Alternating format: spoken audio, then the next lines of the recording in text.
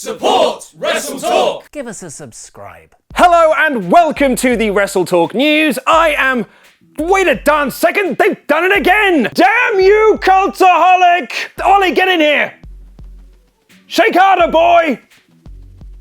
Colt Cabana has wrestled for pretty much every promotion across the world and changed what it means to be an independent wrestler. He's won all sorts of titles, including the British Heavyweight Championship, ICW's Tag Team titles, Juggalo Championship Wrestling's Heavyweight Belt, Ring of Honor's Tag Belt, ooh, less said about that one, eh? And even the NWA World title. He's wrestled for ROH, Noah, Impact, Rev Pro, Wrestling Society X, PWG, and many, many others. But it's easy to forget that Cabana also had a small stint in WWE. Cabana spent most of his tenure in their old developmental system, OVW, but appeared a few times on SmackDown, losing all of his matches. SmackDown's treatment of developmental call-ups isn't a new trend, I see. However, what's most notable about Cabana's run was that he didn't use his in-ring name, as this was during a time when WWE creative thought Michael McGillicuddy, Skip Sheffield, Lucky Cannon, Husky Harris, Derek Bateman, and Eli Cottonwood were good wrestler names. As such, Cabana debuted on SmackDown as Scotty Goldman, because he's Jewish, you see. And Cabana has now taken a shot at this rather silly name on the 10-year anniversary of his SmackDown debut, tweeting, "Apparently Jewy the Jew Jewestein was trademarked." Cabana made headlines last Friday when it was revealed that he was suing his former best friend CM Punk for over $1 million